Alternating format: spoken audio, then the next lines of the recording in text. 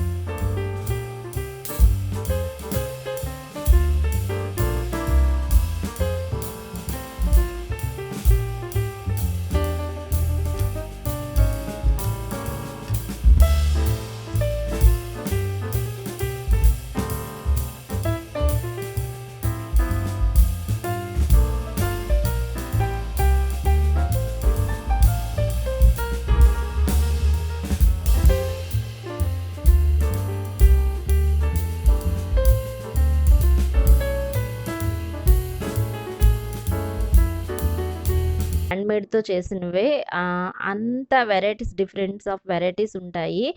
ఈసారి మా పెళ్లి రోజున ఇలా కార్తీక వనభోజనాలన్నాయి. చాలా సంతోషంగా అనిపించిందండి.